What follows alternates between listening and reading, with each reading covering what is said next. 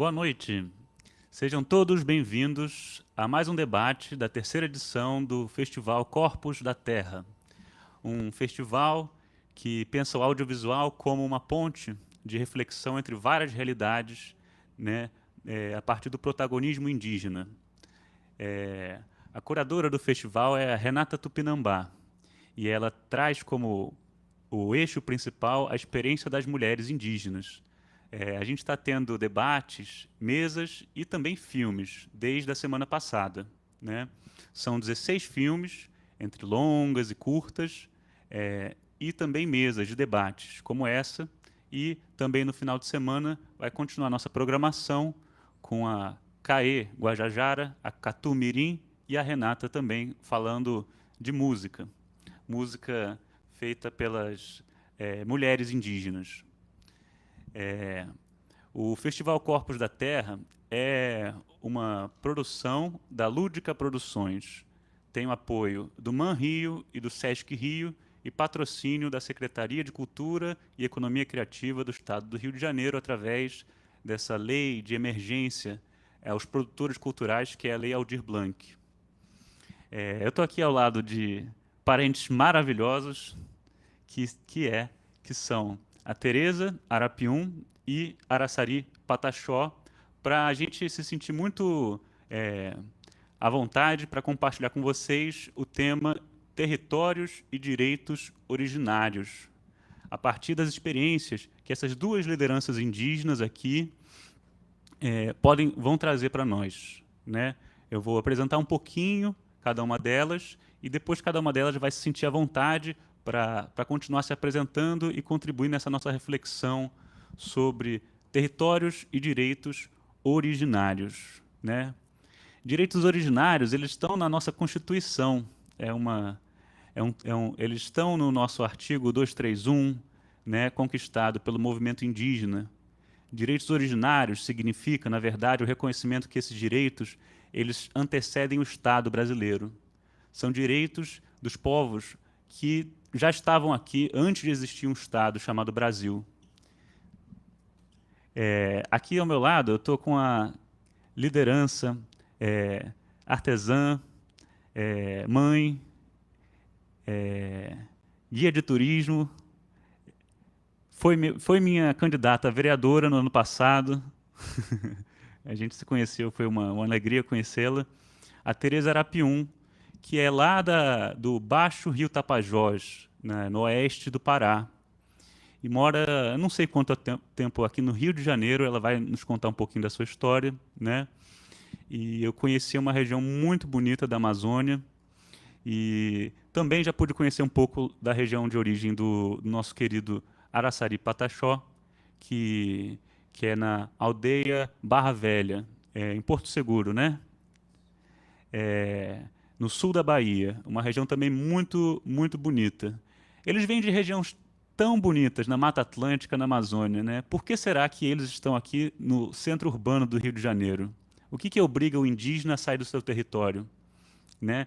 É uma questão que eu gostaria de que vocês pudessem também estar comentando. Como esse festival tem como mote a inspiração das experiências das mulheres indígenas, achamos aqui que a querida Tereza vai começar com a palavra. Em seguida, a gente vai embalando a nossa conversa aqui. Boa noite, Tereza. Se apresenta um pouquinho para os nossos web espectadores. Fala um pouco quem é a Tereza e da sua luta. Boa noite a todos. Gente, olha só, eu estou um pouco nervosa, tá? Me perdoem se alguma coisa aqui. Bom, eu sou a Tereza Arapium, eu sou uma mulher indígena. Eu nasci na Amazônia, no Baixo Tapajós, na aldeia Andirá.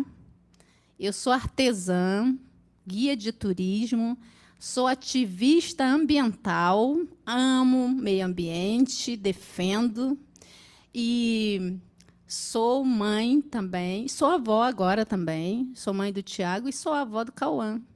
Vai fazer 3 meses. É um guerreiro Arapium. E estou muito feliz de estar aqui hoje participando dessa conversa, desse debate aqui com o nosso parente, o Araçari Pataxó. E aqui com o nosso Ijahuri, né? E todos as pessoas, os telespectadores que estão nos assistindo agora, né? Porque aqui está só a gente, mas lá fora tem, eu espero que tenha muitas pessoas ouvindo aqui a nossa conversa, né? Nosso debate. E hoje a gente vai falar, a gente já começou a falar de direitos, né? Território e direitos originários, né? Os direitos originários que são tão importantes, né, para a nossa vida, né? Porque fala dos nossos territórios, e os territórios são a nossa vida. O indígena é o nosso corpo, é o nosso espírito, é a nossa alma, são os nossos territórios, né? E nós estamos aqui hoje para conversar sobre isso, e vai ser uma conversa muito agradável, com certeza. E é isso, gente. Então, eu vou passar a palavra para o meu parente, Araçari, e a gente vai continuar falando também de tudo aí. E aí, com a palavra aí, nosso parente, Araçari Pataxó. Tacuran Jocana, Tacuran Cacuçu, Tacuran Indiri, Araçari, Arnan Torote, Nitiaponanri, Triocará, Rumpi, Kiji, Rumpi Imamacan, Triocairá, Areneá, Rumpi Indiri. Vou traduzir. Boa noite a mulher guerreira, boa noite, irmão guerreiro. Meu nome é Araçari. Estou muito feliz de sair da minha aldeia mãe, e vim até aqui para trazer um pouco do conhecimento dos povos da floresta. Eu convido a todos vocês para agora a gente começar a voltar para a temática sobre direito dos povos indígenas e a questão dos povos indígenas em contexto urbano. Mas para vocês entenderem essa questão de direito dos povos indígenas, que tanto se fala desde muitos anos, vocês devem agora ir voltar ao passado. Convido vocês a voltar em 1500, onde aqui não tinha ninguém. Não tinha casas, não tinha construções, rodovia, aeroporto, prédios, fazendas, onde o Brasil era intacto, cheio de indígenas com seus corpos pintados, mulheres nuas, homens nus, mas que todos se respeitavam. E vocês lá em 1500, eu vou fazer um canto, e depois nós vamos voltar para 2021. Vou no canto enquanto vocês ficam no passado.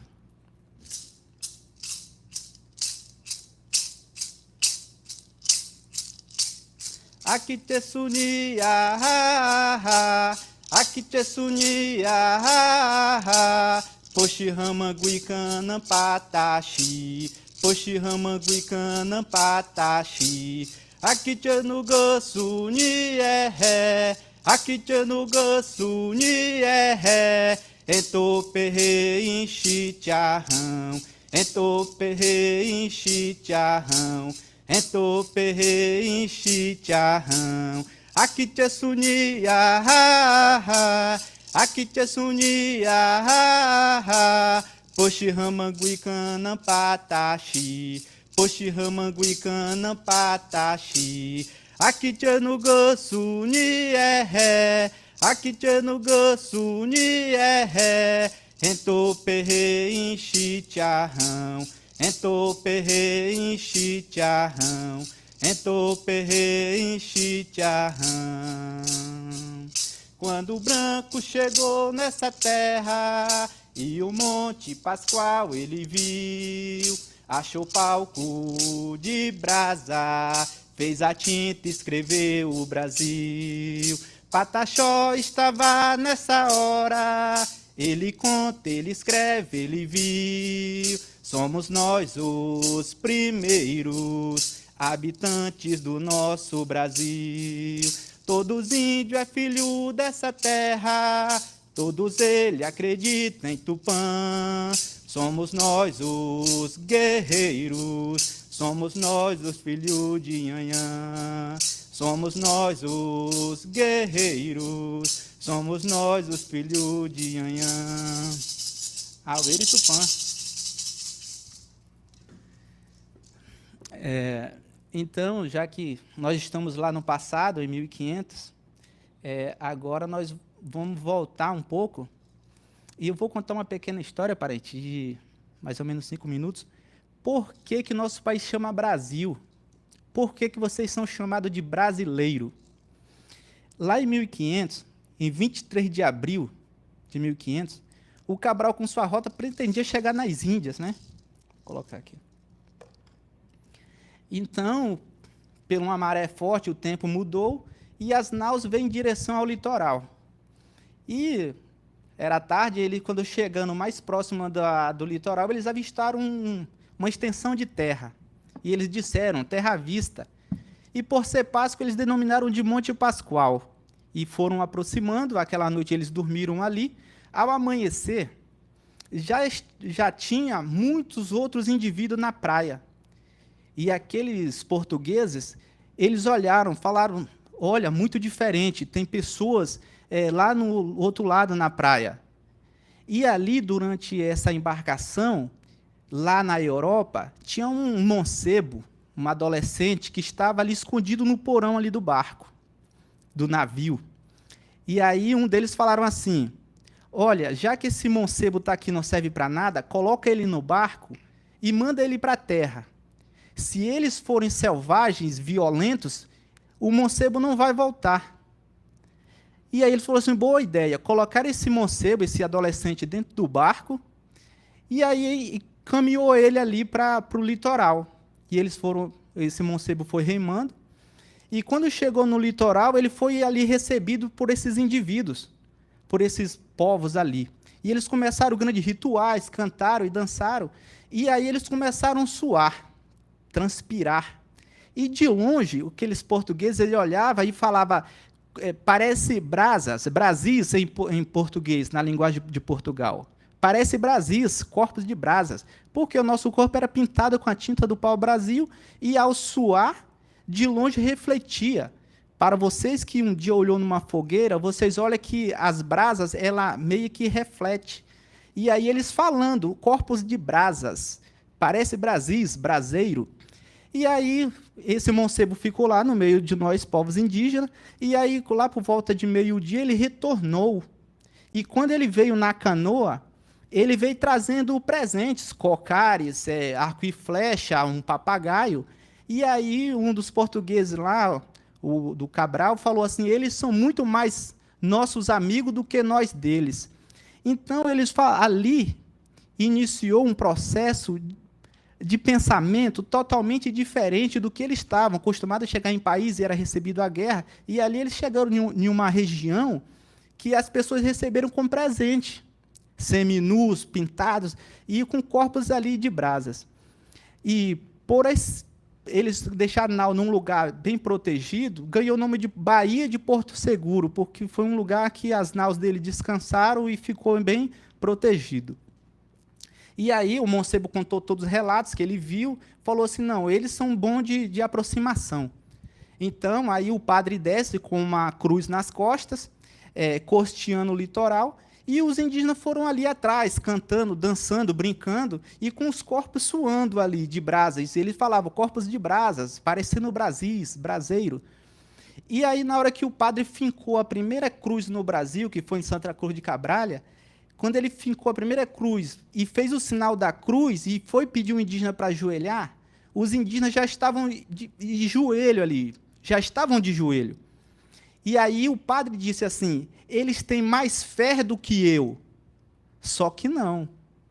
Os indígenas, nós indígenas, ali naquele momento, porque desde a chegada desse Cabral ali no litoral, até a fincada da cruz, eram os indígenas que estavam cantando, dançando, mostrando a sua tradição, o seu ritual. Na hora que o padre fez esse ritual de sair com a cruz nas costas, fincar ela no chão e fazer o sinal da cruz e pedir para ajoelhar, o que nós entendemos? Entendemos que aquele era o momento do ritual deles. A gente já tinha mostrado, já tinha cantado, já tinha dançado, já tinha mostrado tudo sobre a nossa cultura.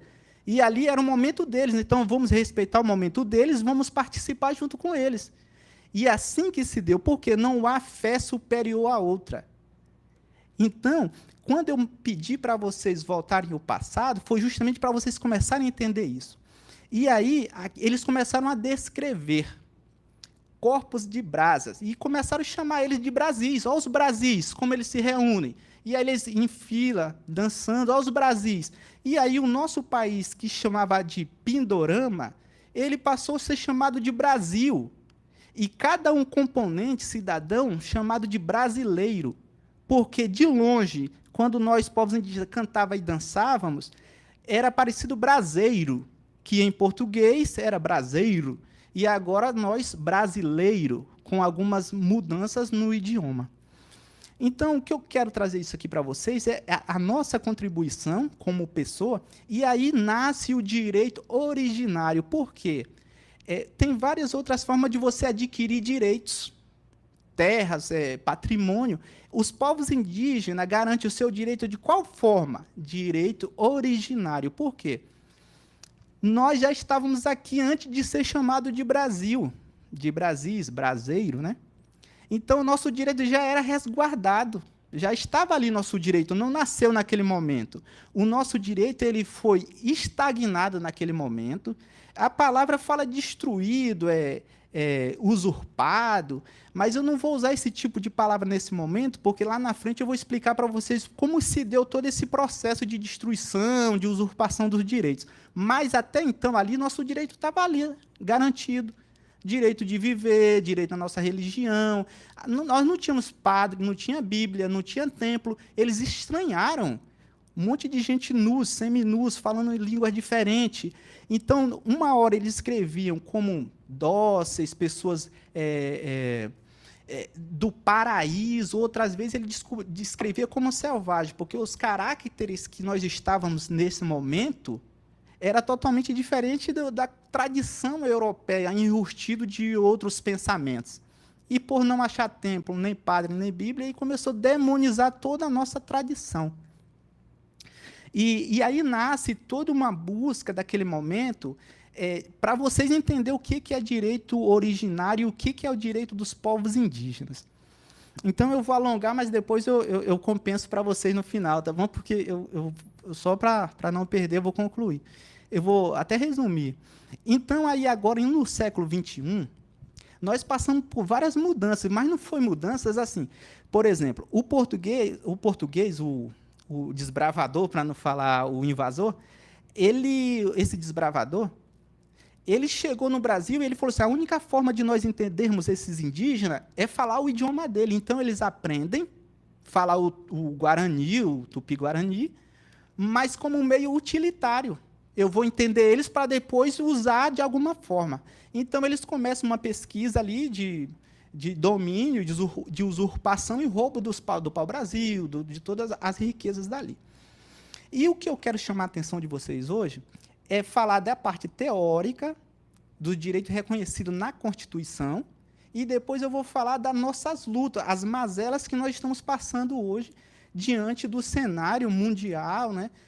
Então, assim, na primeira escritura de 1682, há muitos anos, escreveram lá que nós indígenas tínhamos direito reconhecido como direito originário sobre a terra.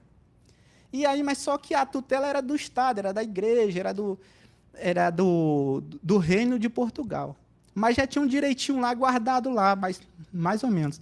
E aí o tempo passa. Aí, em 1960, cria-se uma instituição que chama a UNE, né, União Nacional dos Povos Indígenas, até que foi um percussor muito respeitado, que é o Marçal Tupã, né, bem lembrado por irmão aqui. E depois ele foi um dos percussores ali com vários indígenas do Brasil. E nasce a primeira organização indígena, assim, de luta, de movimento. E aí, em 1973, eles conseguem também reaver muitos direitos, né? Aí cria a Lei 6.001, de 73, que aí reconhece mais direitos, né? Direitos fundamentais, direitos individuais, demarcação de terras, mas ainda muito precário, e a tutela ainda era da FUNAI. O que quer dizer isso, tutela? É como se fosse uma pessoa incapaz, que todos os atos da vida civil, você precisava de uma autorização da FUNAI. A FUNAI nos representava, né? E aí foi caminhando. Então, nesse momento, de 73 até 1988, que foi a Constituinte, já nasce várias outras lideranças ali, e dá esse enfrentamento social, né, de vir, fazer movimento, de falar, de buscar seus direitos. E aí, então, na Constituinte de 88, tem uma autonomia muito grande de participação das lideranças. Cito aqui Ailton Krenak, Nailton Pataxó e muitos outros irmãos do Xingu, do Amazonas, participando, e aí, então, nós ganhamos mais autonomia. E aí, então, na Constituinte de 88, cria um capítulo dos índios na Constituição Federal. Lá no artigo 231, né, que ele fala assim: é reconhecida aos índios suas organizações social, sua crença, né, suas línguas, costumes, tradições, e o direito sobre a terra, o direito originário sobre a terra que tradicionalmente ocupam, né, cabendo à União demarcá-la, proteger e fazer respeitar todos os bens que tem nela. E aí vem o parágrafo 4º, que diz assim: esse artigo que trata sobre as terras, as terras se tornam inalienáveis, né? A terra se torna proibida de vender, de negociar. A terra ela se torna indisponível. Não pode se dispor de uma terra indígena. Não pode alugar, não pode vender. Eu não posso negociar a terra indígena, de nenhuma forma. E aí vem o artigo 232 também, que ele fala assim: os índios, né, as comunidades, as organizações, são partes legítimas para ingressar em juízo na defesa dos seus direitos e interesses, né, intervir do Ministério Público em todos os atos do processo. Então, só para você ver como que é lindo nosso direito lá na Constituição. É uma maravilha. Mas agora não é o momento ainda de debater aqui esse outro lado, mas eu vou falar só o que é lindo na Constituição, os direitos são garantidos, e depois a gente vai vir pela parte mais crítica, que eu gosto disso. Eu estou aqui meio que agarimpando vocês para depois a gente entrar numa questão mais política. Enfim, então hoje no Brasil, nós temos 6 tipos de povos indígenas, de uma forma social, cultural, e aí a própria antropologia fala assim: 6 tipos de índio antropológico, né? E aí os povos indígenas já dizem etnológico, porque muda, né? Então, porque a antropologia antiga, ela trabalha como se fosse um índio morto, né? Onde comia, vivia, falava. E a etnologia, ela tem trabalhado o indígena vivo, em contexto urbano. E, assim, nada contra. Eu tenho muitos amigos indígenas antropólogos, né, que a gente conversa muito, e a gente vem trazendo essa antropologia contemporânea. Então, ela descreve 5 tipos de índio no Brasil hoje. Qual que é? É isolado, é aquele que está lá em isolamento, que não teve contato nem com FUNAI, nem mesmo com determinadas outras etnias. Ele está em isolamento. Fica mais no Alto Amazônia, na floresta amazônia inteira. Isso é muito importante vocês ficarem sabendo. E o semi-isolado é aquele que nunca teve contato com o homem branco, mas teve contato com algum servidor da FUNAI. Né? Ele é o semi-isolado. E nós temos o índio isolado, o aldeado, desculpa. O aldeado, o terceiro é o aldeado. O primeiro, isolado, semi-isolado e o aldeado. O aldeado é aquele que está lá na aldeia, que já teve contato, que fala o seu idioma, mas fala o português, e está lá vivendo na sua aldeia com suas tradições. E nós temos o indígena, índio não aldeado. Ele saiu da sua aldeia por conta de perseguição, de guerra, ou por motivo de extermínio do seu povo. Não tinha para onde ir, se escondeu na cidade e ficou camuflado lá. E aí ele está vivendo lá em sistema de índio em contexto urbano. Outros índios em contexto urbano também é aquele que sai da sua aldeia para estudar, para buscar algum projeto, desenvolver algumas atividades na cidade, e por lá ele fica um determinado tempo, depois regressa para sua base. Isso.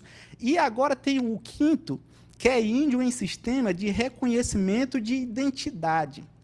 Isso é um tema polêmico. Por quê? Aquele índio que o pai dele foi expulso da aldeia por algum motivo de guerra, perseguição, ou sua aldeia foi destruída. Então, sofreu ali um genocídio, sobrou um ou dois daqueles, eles fugiram e foram refugiar, morar na cidade. Então, ele quer se reconhecer. Então, ele busca suas raízes, aí dá o nome de autoafirmação de identidade. Ele vai nas bases, procura se tem parentesco dele naquele estado, naquele município, e chega ali na aldeia. E ali ele tenta ali buscar dos anciões, dos velhos, passagens sobre o pai dele. Ele faz um estudo genealógico. Meu pai morava onde? Onde que meu avô morou? E ali vai uma pesquisa. Se comprova que aquele indivíduo ele faz parte daquele determinado povo, e aquele determinado povo o reconhece como tal, e aí sim se procede esse é o procedimento que se conclui de autoafirmação de identidade, e ele tem o seu direito resguardado como aquela determinada tribo, ganha o nome daquela determinada tribo que ele lutou.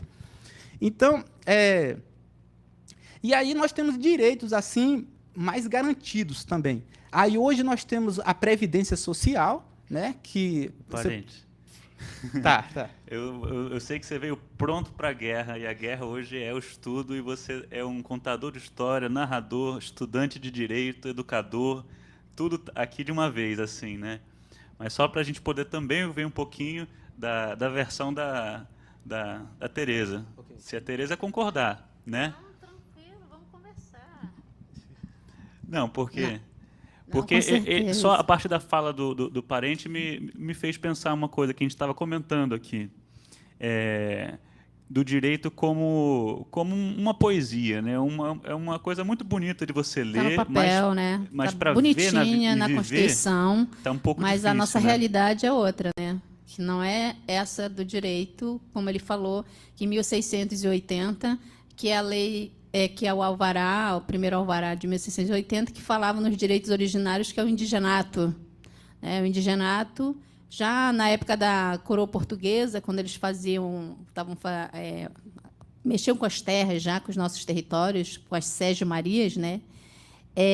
Se falava, mas eles respeitavam os territórios indígenas, já se falava nos direitos originários, não falar de direitos originários, terras originárias, povos originários, né? Então, o que acontece hoje, eu vou falar um pouquinho, o meu parente, ele fez de tudo já, mais ou menos um básico da história indígena, muito bom, valeu, parente, e a gente vai falar um pouco da realidade que hoje nós vivemos, né, quando esses direitos originários não são respeitados e as consequências que eles trazem para os nossos povos, né, para a nossa vida, né, porque nós somos...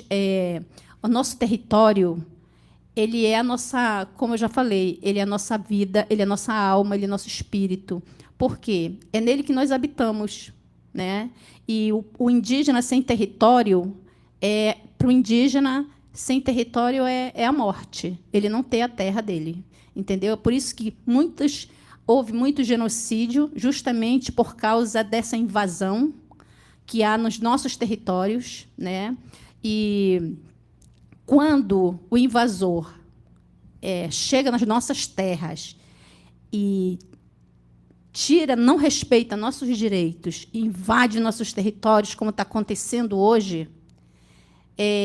Isso já vem acontecendo desde 1500, como ele falou, 520 anos atrás. No Rio de Janeiro, quando o invasor chegou no Rio de Janeiro, o europeu chegou no Rio de Janeiro, o colonizador, né, que a gente chama, quem ele encontrou nessas terras aqui? Ele encontrou os povos originários, né? E hoje nós vemos, aqui no Rio de Janeiro, os povos originários sem direito a 1 hectare de terra. Isso é muito triste para nós, sem direito a nada. Indígenas em contexto urbano no Rio de Janeiro, sem direito a nada. sem direito à educação, sem direito à saúde, né, indígena. Estou falando de direitos indígenas, porque a saúde indígena ela só tem direito quem tem seus territórios demarcados, que é a saúde do SESAI.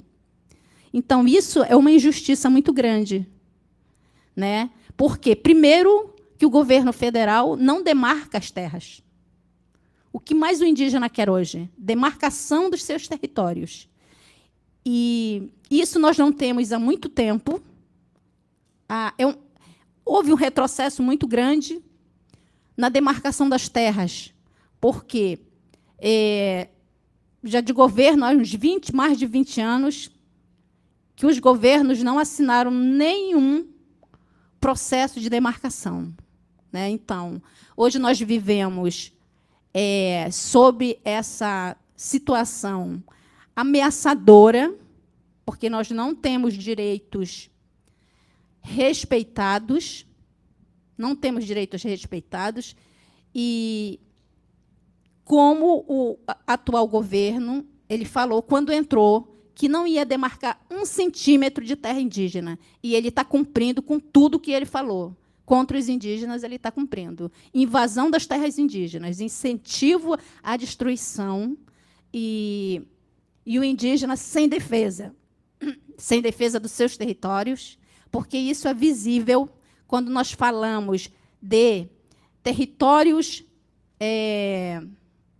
de indígenas na Amazônia. Não são respeitados. Os garimpos estão entrando nas terras indígenas, as mineradoras estão entrando nas terras indígenas, as madeireiras estão devastando a nossa floresta, que a floresta, nossos territórios são nossa vida, porque é lá que nós habitamos, é lá que estão nossos remédios naturais, é lá que está toda a nossa matéria-prima para continuar a nossa cultura, é lá que nós reproduzimos tudo. É lá que está a nossa cultura, é lá que está a nossa vida. E o capital ele está destruindo a nossa vida. O capital hoje, ele não é a vida, ele é o dinheiro. Então, ele não está preocupado com a vida, ele está preocupado com o dinheiro. E, mediante isso, nós vemos atualmente somente a grande destruição nos territórios indígenas. E a gente não tem um amparo da FUNAI, porque a FUNAI é do governo hoje. Hoje, a FUNAI é mandada, dominada pelo governo. Nós não temos, se diz assim, a proteção do índio. Não existe. A FUNAI não é protetora, porque ela faz o que o governo manda. E hoje o governo manda o capital invadir os territórios indígenas. Então, é uma tristeza para nós, que somos lideranças indígenas, que somos lideranças que estamos na luta e que temos amor pelo território, pelo meio ambiente em geral, que é a nossa vida. Então, hoje nós vemos terra dos Mundurucus, no Médio Tapajós, totalmente invadida pelos garimpos.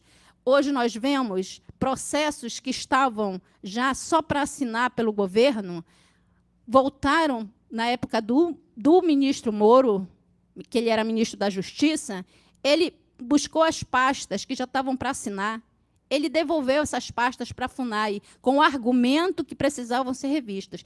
Território Cobra Grande, na Amazônia, território Arapiuns, do Alto Maró, isso do Baixo Tapajós eu estou falando, porque são causas que eu conheço, são sofrimentos que eu também vejo de perto, entendeu? Apesar de eu estar aqui, mas eu acompanho e também somos lideranças que estamos sempre convivendo e conversando sobre essa grande destruição, né?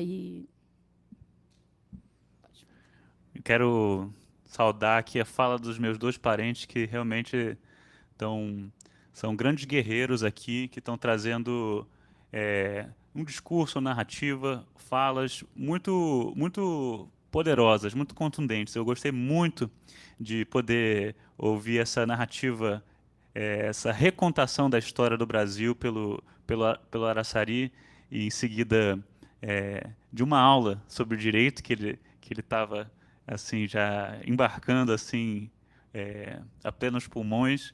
E a palavra da Teresa sobre a contemporaneidade, esse governo, desgoverno que a gente está passando, atravessando nessa longa noite, também muito importante de ser ressaltado aqui, poder ser escutado, né? Eu queria poder trazer um pouco, meus queridos, para esse tema assim, da gente estar aqui na cidade do Rio de Janeiro, a gente está aqui numa pandemia, né? Quando começou essa pandemia, aliás, meu pai falou assim, a pandemia não é novidade, isso há 500 anos está havendo uma pandemia aqui, né? E era e não é verdade, assim, tem um tom de verdade, mas também assim, né? Eu acho que essa pandemia põe a gente hoje, né, em 2021, um pouco na pele de muitos povos que, através da história dessa terra, de Pindorama, sentiram, foram devastados e não havia vacina, né? Então, eu acho que isso põe a gente para reinterpretar a história do Brasil, a história da América, também junto com a fala do nosso parente Araçari. E, segundo o IBGE, de 2010, a gente vai fazer um novo recenseamento, né? Tá para ser elaborado. Segundo o IBGE, no estado do Rio de Janeiro tem cerca de 16 mil indígenas, né? Somos aqui parte desses indígenas, além das 8 aldeias, 7 Guarani e uma Pataxó. Aliás, Araçari, que você vai comentar um pouquinho sobre essa criação de uma aldeia Pataxó aqui no estado do Rio de Janeiro, em Paraty, não é? Mas eu queria perguntar assim sobre essa população indígena no Rio de Janeiro, né? A gente está aqui enfrentando essa pandemia. A Organização Mundial da Saúde tem esse protocolo de assistir primeiro as populações mais vulneráveis, entre as quais as populações indígenas, aquelas todas que você estava dando as categorias, essas nas aldeias. E só quem tem vacina é o indígena aldeado, né? Eu queria que vocês pudessem comentar um pouco sobre essa situação de ser esse indígena que não está aldeado, né? Ninguém perguntou muito bem sobre isso. Assim, se vocês, quem preferir comentar primeiro? Posso dar meu ponto de vista e ela pode complementar, que eu estou gostando da complementação dela. E assim, essa pandemia, agora a humanidade está passando na pele o que nós já estamos passando, né? Então, há muitos anos eles abandonavam roupa no chão, com rubéola e outros, a varíola, né? E os indígenas pegavam aquilo ali e, ao mesmo tempo, era contaminado. Então, chegou a morrer 1.000 indígenas por dia no Brasil, né? Então, nós passamos os piores momentos da história, de toda a história do Brasil. Nem na guerra morreu 1.000 pessoas por dia. Então, para quem quer saber mais sobre isso que eu estou falando, o livro é Confederação dos Tamoios, que ele vai explicitar mais um pouco sobre essa questão. E nessa questão hoje jurídica, né? Lá na Constituição, como eu estava citando, lá está bonitinho os direitos indígenas, mas na prática não se fundamenta, porque, como a parente falou, que não tem vontade política. Realmente, né? Nós passamos por governos aí muito pesados, estamos passando. E agora na pandemia, então, porque assim, já que o artigo 231, que permite a demarcação de territórios, eles estão criando agora normativas que desmarcam o território. Olha só. Aí nós enfrentamos a PEC 215, né? Programa de emenda constitucional, que mudava o artigo 231, dizendo que as terras só eram indígenas depois de 88. Pode demarcar depois de 88. Antes de 88, nada a ver, né? Então, e a gente está aqui antes de 1500. Então, como o seu direito só é válido agora em 88? Então, é uma forma deles burlar, porque eles estão ali manipulando a Constituição, né? E já que todos esses trâmites legais, que é de invadir terra, de grilar as terras indígenas, de invadir com mineradoras, é inconstitucional, que fere todos esses artigos que eu comentei aqui. E aí agora eles aproveitam para criar normativas. O que é isso? São normativas que não precisam ser votado nas câmaras, né? No Senado Federal, na Câmara dos Deputados, e não passa pelo crivo legal. E aí, foi no dia 20 acho que de abril do ano passado, eles criaram a normativa 09, que pode arrendar, que o cidadão que quiser usurpar de uma terra indígena, ele entra lá na terra, pelo celular, de onde ele estiver, ele pode afetar essa terra como destinada para o uso dele, pessoal. Então, isso é uma normativa do esbulho da posse indígena, está esbulhando a posse indígena. E quem criou isso? Foi quem deveria nos proteger, que foi a FUNAI, junto com o ICMBio, né? Já não estava bom, o movimento indígena correu, começamos a fazer movimento, vários irmãos nossos foram para a Assembleia da ONU, cito aqui o irmão Eloy Terena, que tem todo o meu respeito, né? Ele foi para lá, junto com a irmã Sônia Guajajara e mais outros guerreiros, para denunciar esse genocídio que nós estamos passando. Imagina, você está passando uma pandemia no Brasil. Além disso, tem invasores na sua casa, queimando a sua casa, matando seu irmão, roubando seu ouro, invadindo sua floresta. Então, isso que machuca muito. Porque aí, como é que você fala assim, não, mas tem um direito lá de proteção da terra. Mas aí quem deveria nos proteger é o que cria essas normativas. Né? Então, a FUNAI criou normativa, olha só, o IBAMA criou normativa. E aí você vai ver quem está gerindo o Ministério do Meio Ambiente. É um inimigo do meio ambiente. Quem está gerindo a FUNAI é um inimigo de índios. Então, é preocupante do nível que nós estamos caminhando. E a outra questão também é dessa normativa mais nova que teve, na entrada do ano fevereiro, já criaram uma outra normativa que é a 01. Essa também é a normativa do esbulho da terra. O que é isso? Qualquer empresário pode arrendar uma terra direto com o indígena. É outro assédio. Por quê? Tentaram mudar a FUNAI, destruir a FUNAI, não conseguiram mais ou menos. Tentaram destruir o meio ambiente, o Ministério do Meio Ambiente, não conseguiram. Agora eles estão colocando essa bomba, essa coisa tão brutal na mão dos indígenas, dizendo assim, olha, o ouro é de vocês, vocês podem vender. A terra é de vocês, vocês podem alugar, fazer o que vocês quiserem. Aí eu falo assim, quando foi em 1973, que a terra passou a ser da União e de uso e fruto dos povos indígenas, nossos anciões eles disseram, nós não somos dono da terra. Mas como não? Vocês são o verdadeiro dono da terra. Nossos velhos falam, nós não somos dono da terra, nós somos filho dela. Nosso tratamento com a terra é de parentesco. É de familiar. Então, como eu vou vender a minha mãe? A terra, eu estou aqui de passagem, eu não duro nem 100 anos. Mas eu estou aqui lutando para a terra, para a minha geração futura. E vocês não pensam na geração futura de vocês? Questão ambiental, questão de demarcação de terra, só para você ver o quanto é importante demarcar terra indígena. Porque aquela pessoa que está lá em Goiás, Tocantins, Nordeste brasileiro, chega a chuva para eles. Porque a maior concentração de árvores está dentro das reservas indígenas, onde cria a chuva é na Amazônia. Tem um fenômeno que chama rio voadores, essa chuva vai pelo alto e espalha pelo Brasil e o mundo. E aí nossos velhos, mais uma vez, ele fala, se não demarcar as terras indígenas, em 30 anos nós vamos ter uma grande fazenda. O Brasil vai se tornar uma grande fazenda, onde terá boi, eucalipto, terá soja e um monte de gente cheia de pandemias.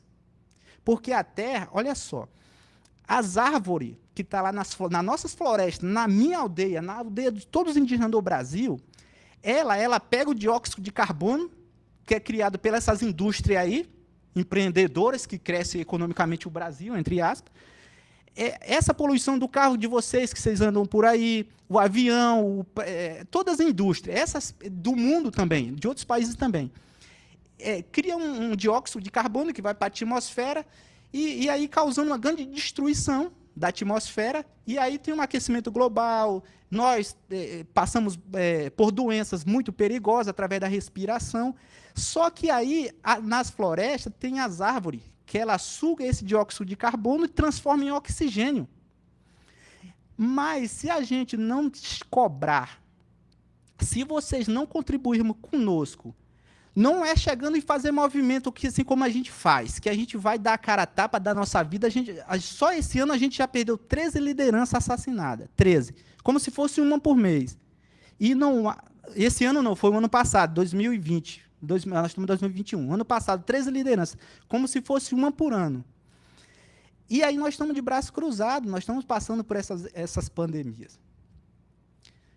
Machuca muito. Porque nós estamos lá, nós estamos nas florestas, não é por nós também. Nós estamos lá pelo planeta, pela vida. E aí nós somos vistos como um invasor. Minha avó falava, não fomos nós que atravessamos o oceano. Não fomos nós que atravessamos o mar. Chegaram aqui em 1500. Nós somos filhos do solo, da fauna, da flora. Nós somos filhos da floresta. Nós não atravessamos o oceano. Se tiver invasor por aqui, não somos nós nativos. O que nós queremos é o direito de vida. Eu repudio toda normativa, toda tentativa de burlar a Constituição Federal, invadir o nosso direito, com assédio moral, dizendo que nós temos que vender o ouro, que vender a nossa terra. Eu não vou vender a nossa mãe, a nossa floresta, eu sou liderança. Eu fico indignado com certos irmãos que pintam o rosto e vai abraçar pessoas que querem destruir o sangue dele, que está abraçando esse tipo de causa. Nós não temos que se corromper. É o momento de nós grudarmos os braços, as mãos, e contar também com a população brasileira. Porque se vocês omitirem, vocês também estão concordando com isso.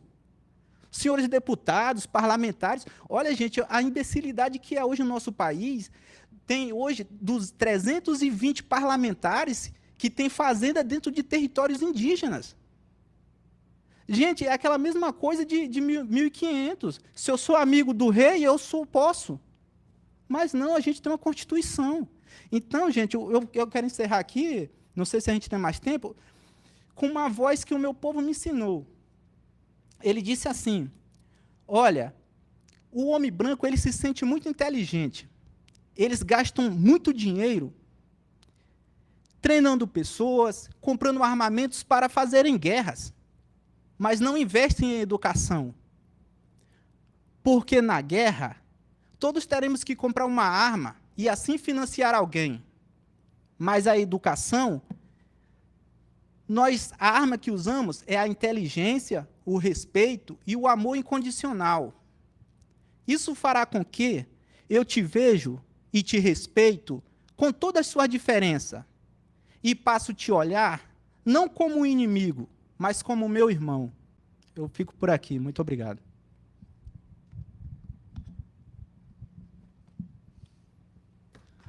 Obrigado. Me deixa até sem palavras, assim, seu relato cheio de coração e de conhecimento, Araçari. Enfim, Tereza, você pode complementar como se quiser. Tá, realmente... É isso aí, parente. O que você falou realmente é o que a gente sente, porque nós fazemos parte da natureza. Nós somos a natureza. Então, tudo que acontece com a natureza acontece com a gente, no sentimento. Mas nós temos que ser o quê? Muito forte. Nós somos guerreiros, lutadores. É por isso que a gente está aqui. É por isso que a gente está aqui enfrentando. Eu gostaria de estar na minha aldeia, né? Minha aldeia Andirá, lá no Rio Arapiuns, na minha rede, né? Me embalando tranquilamente. Como é que eu vou ficar tranquila se o invasor está avançando? Lá está avançando sobre nossos territórios a mineradora Alcoa, extraindo bauxita, né? E agora, com essa, depois que foi o presidente da Câmara, presidente do Senado, Bolsonaro fez o quê? Depois de ele colocar lá as pessoas dele, ele falou o quê? Vamos adiantar rapidamente o processo das mineradoras para extrair. Então, isso, para nós, é uma ameaça muito grande para os nossos territórios, porque nossos rios de água doce estão todos envenenados com mercúrio, né, de garimpos, de hidrelétricas, que no Tapajós também está sendo ameaçado de construção de N hidrelétricas também. Tudo capital. O capital está invadindo tudo e é uma ameaça muito grande para nós, para a nossa vida, para a vida de todo mundo, porque com isso vem as pandemias, vem as doenças e mata todo mundo. Mas eu vou falar agora um pouquinho do contexto urbano do Rio de Janeiro sobre a vacina, que é muito importante. A vacina chegou e o grupo 1, prioridade 1, indígenas, né? Porque nós temos uma imunidade em relação à pandemia baixa, né? Então, nós somos do grupo 1, prioridade 1, tá? Do Ministério da Saúde.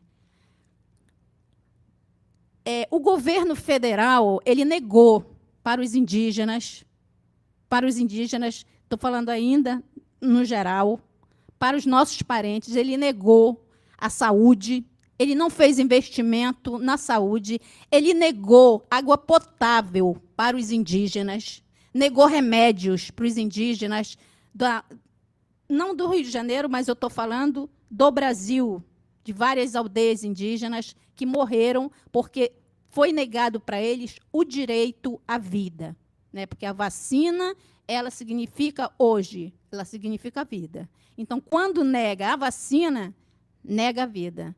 E no Rio de Janeiro, quando a vacina chegou no Rio de Janeiro, foi pelo calendário da vacina, foram as pessoas idosas e as pessoas da saúde.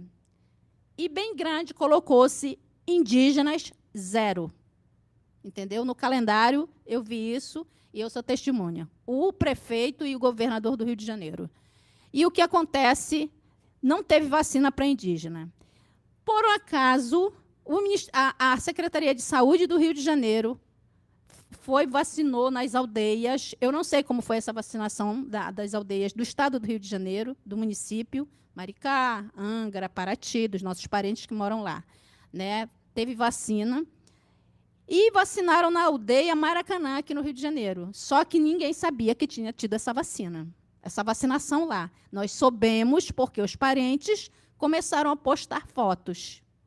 E a maioria dos indígenas, como eu, como meu grupo, que eu sou de um coletivo indígena carioca, nós não sabíamos disso, porque não saiu na imprensa, não saiu no noticiário que ia ter vacina na aldeia Maracanã. Entendeu? Então, não houve vacina para nós. A maioria dos indígenas, porque se diz no Rio de Janeiro que o IBGE, o último censo de 2010, fala que tem 15 mil ou 16 mil indígenas no Rio de Janeiro, em contexto urbano, mas no Rio de Janeiro não tem uma organização que diga onde estão esses indígenas, como eu posso encontrá-los. Não existe cadastro de indígenas. No Rio de Janeiro, a invisibilidade indígena é total. O indígena no Rio de Janeiro é como se não existisse, é como se ele fosse do passado, quando o Rio de Janeiro é uma terra indígena.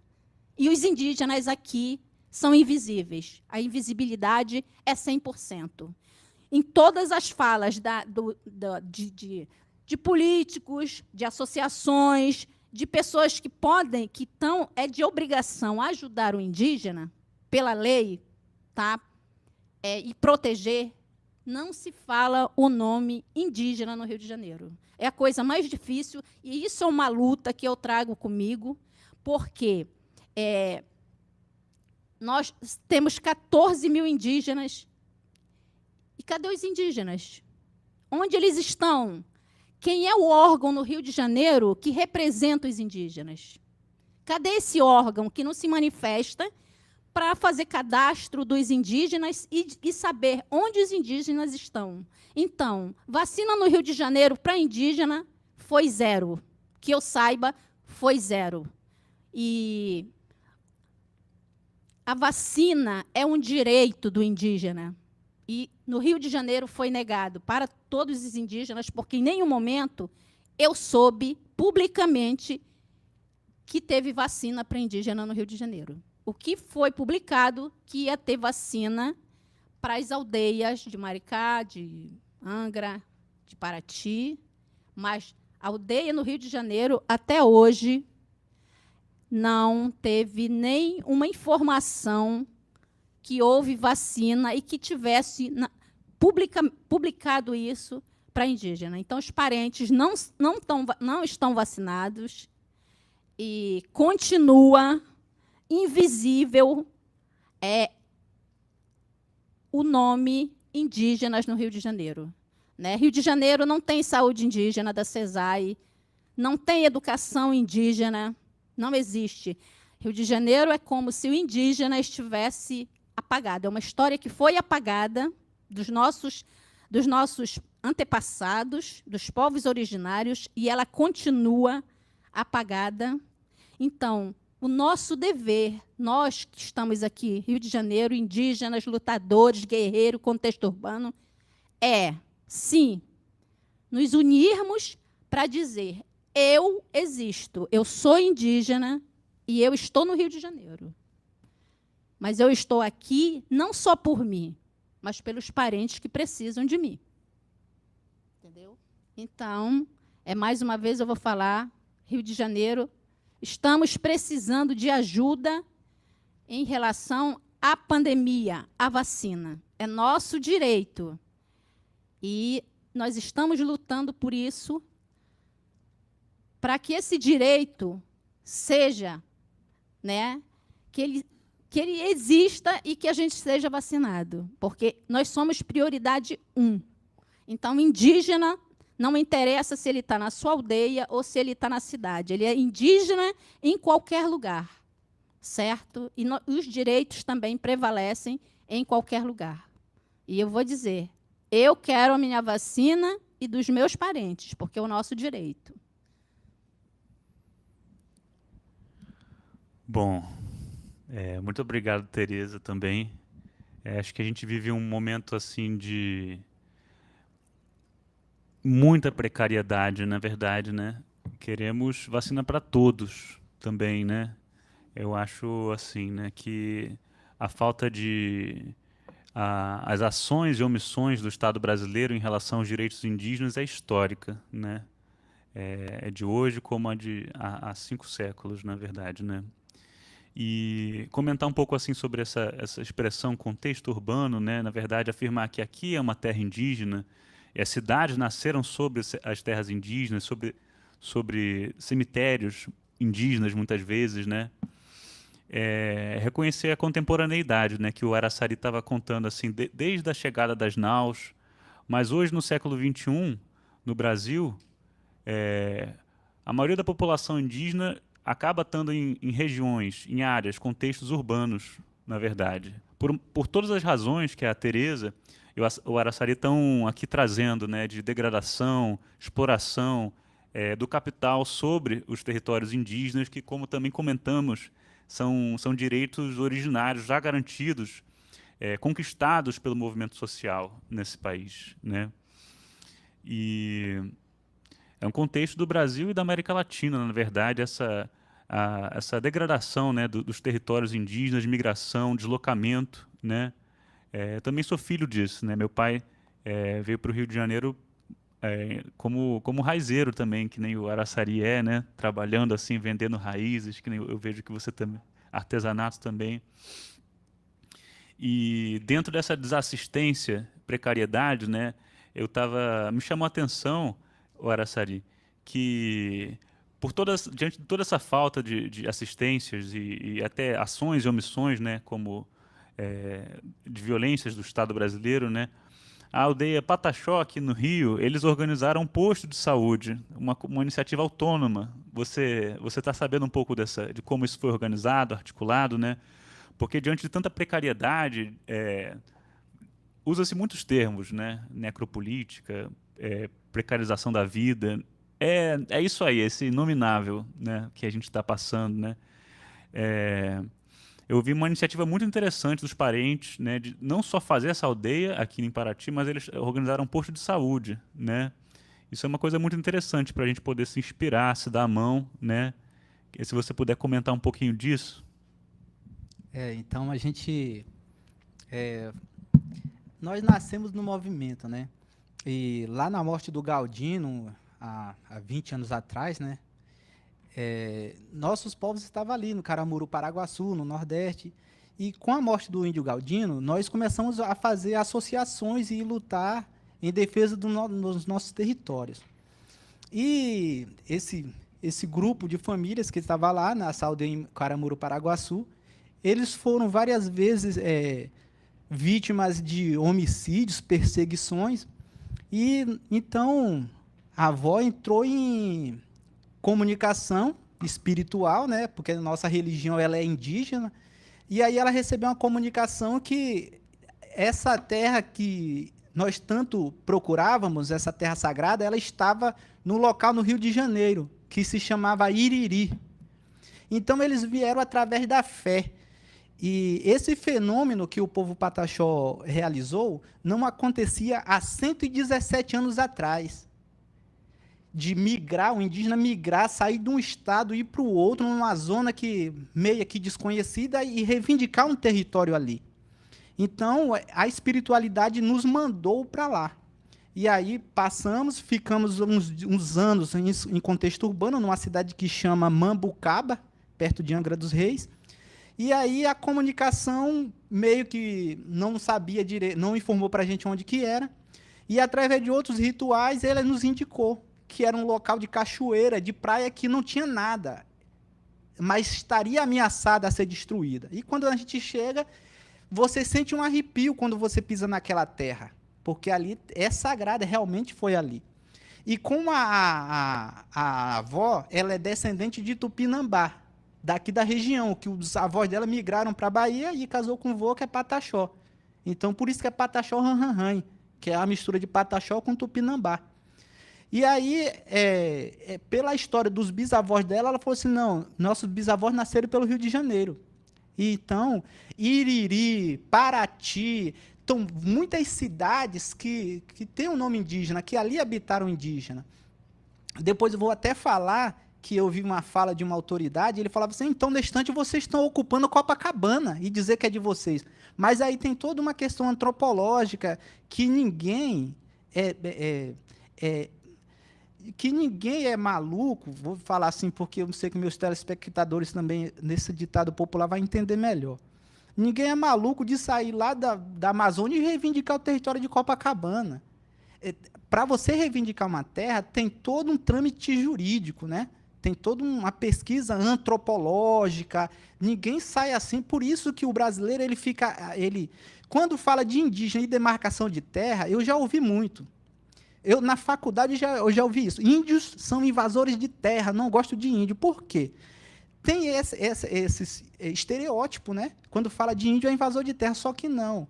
Como minha avó fala, quem atravessou o oceano não fomos nós. Mas se tem um direito garantido, que a gente consegue provar que ali morou determinado povo, aquele território ele é indígena, e nós vamos requerer, e nós vamos conquistar. Então, a gente não ficou esperando o Estado dizer, quem disse para a gente foi a fé, a nossa espiritualidade, e nós seguimos a espiritualidade e estamos no Iriri. Então, quando a gente chegou lá, e fomos fazer a varredura no local, conhecemos o local, e descobrimos que tinha uma ruína lá. Umas ruínas que foi, no século XVII, um lugar de catequese dos povos indígenas da região, Tupinambá, Tupiniquins. Então, eles tinham uma espécie de aldeamento de aculturar o indígena por meio do medo. Nós não temos medo. Eles impôs o medo como uma forma de dominação. Então, eles colocavam o indígena nessa espécie de aldeamento, um cercado, e ali ia catequizando os indígenas. E ali surge também, para quem não sabe, essa profissão de doméstica. Eles vendiam aquelas indígenas para aqueles primeiros senhores feudais da região que vieram para fazer benfeitorias no Brasil. Só que eles estavam acostumados com a mão de obra escrava. Só que aqui não tinha escravo, então vamos escravizar quem? Os nativos. Então começaram, e nós indígenas fomos considerados os gentios da terra, os primeiros escravos do Brasil. Então ali eles domesticaram realmente, pegaram aquela indígena lá que estava no seu habitat normal, no nosso natural, no nosso mundo natural, com nossa tradição, com nossas vivências, e pegaram ela e forçaram ela a fazer atividade de casa. Forçaram a aprender a cozinhar, a lavar roupa. E ali eles vendiam depois, falando assim, olha, eu vendo uma índia, uma selvagem domesticada, para fazer serviços de casa, cozinhar, passar, não sei o quê. E aí nasce, então, daquela época, a palavra doméstica, que essa palavra hoje, como se refere a uma profissão, doméstica é aquela pessoa que cuida do lar, é uma profissional que cuida do lar, que cozinha, que passa para alguém. Então, essa palavra, ela é reconhecida até nos direitos brasileiros, né? Como uma palavra totalmente preconceituosa que precisa ser repensada.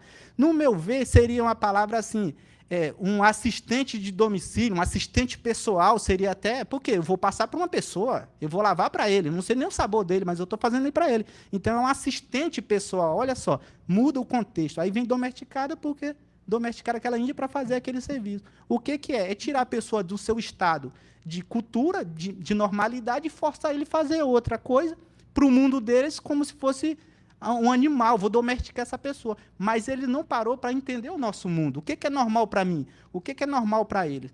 Então, assim, perdurou muitos anos. E aí vem essa questão do território, onde tem as ruínas lá, na aldeia de Iriri.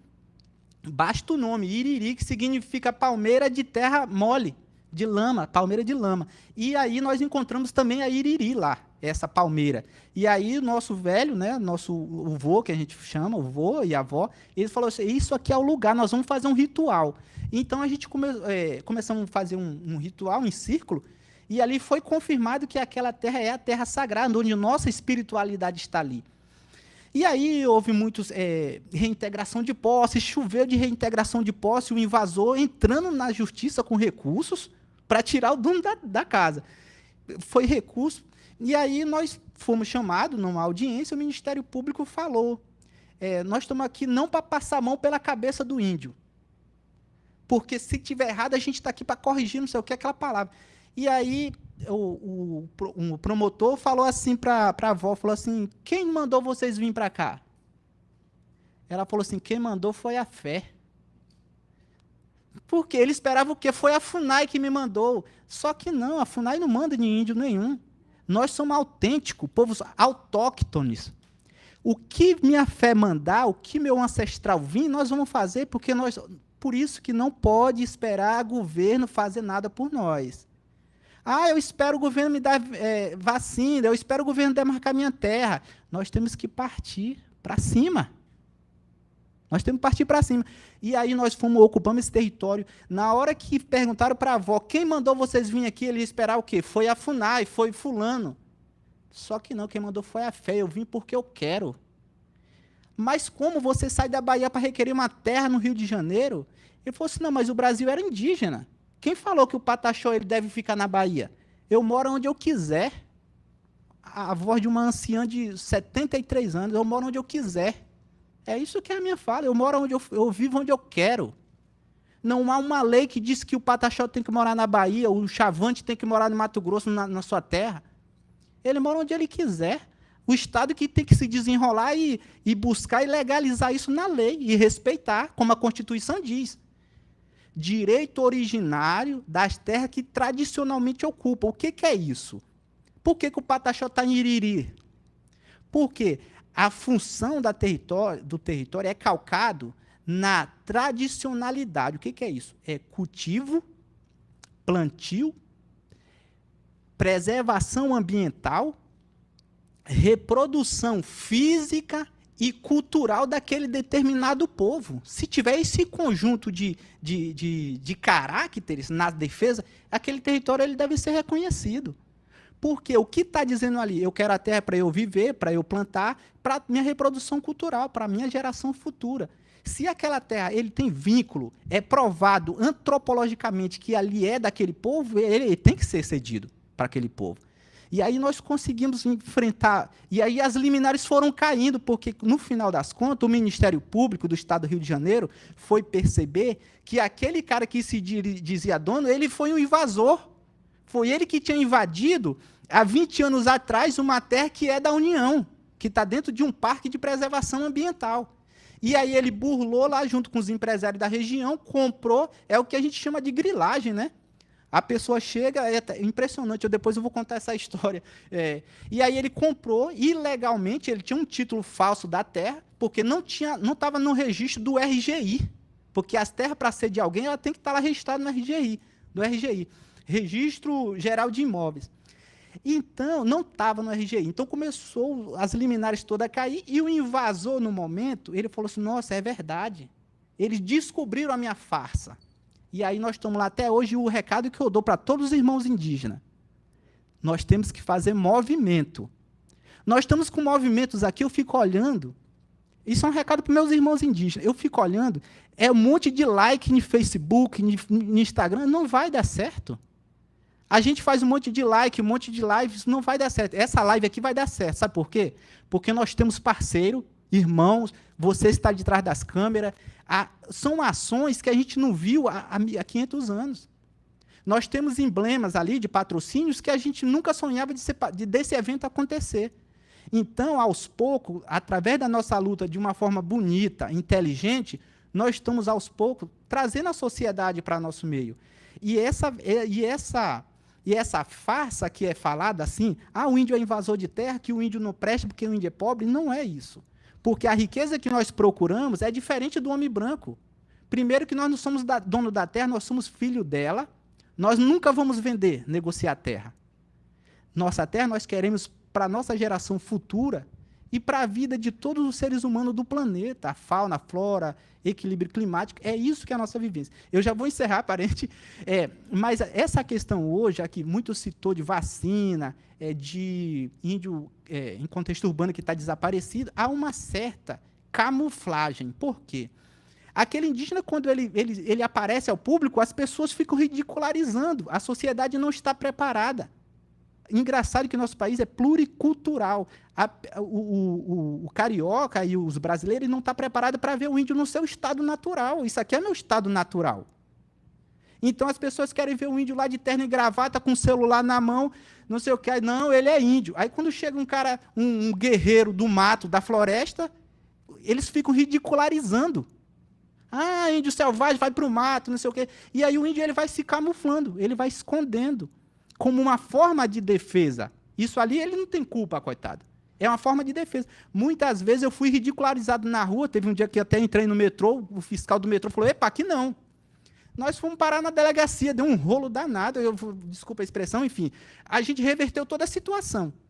Mas esse sistema de índio escondido é realmente a camuflagem por conta da perseguição, do preconceito. E assim, nós estamos num movimento grande. E aí, parente, quando a gente instalou na aldeia de Paraty, que nós enfrentamos, não tinha Estado, não tinha FUNAI, não tinha ninguém dizendo por nós. Nós fomos lá e conquistamos a terra. E é assim que tem que ser, ir lá e conquistar a terra. Foi o que meus avós ensinaram. Tem que ser na burduna, na arco e flecha. Nós fomos na burduna, na arco e flecha e estamos lá, preservando. Um dia que vocês puderem ir, vai lá visitar a gente lá. E aí nós conquistamos essa terra e isso é o recado para nós.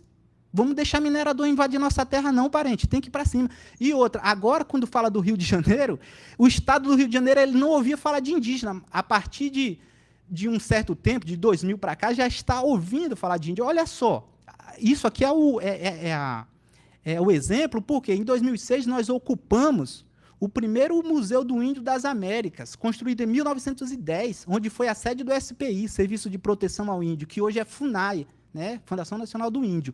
Instalou lá em frente ao Maracanã, passou, e aí veio o Estado querendo destruir o espaço para fazer ali um estacionamento. Então, nós fomos para lá em 2006, eu fui lá com meu irmão, com meus parentes, vários parentes aqui do estado do Rio de Janeiro e de outros estados, teve outros irmãos guajajaras também, nós fomos lá e metemos o pé e falamos assim, não, vocês não vão derrubar, não. Mas é de vocês? Eu falei, não, é da nossa geração futura, é um patrimônio imaterial dos povos indígenas. Isso é a tese que nós estamos usando, que a antropologia contemporânea ela tem trabalhado, não mais com aquela antropologia antiga, né? Depois eu vou até falar, porque eu ansioso também, o tempo está acabando. Enfim, e nós ocupamos e impedimos que o Estado demolisse o prédio do primeiro Museu do Índio das Américas, que ali é o direito imaterial dos povos indígenas. E aí tem que ser assim, dessa forma também.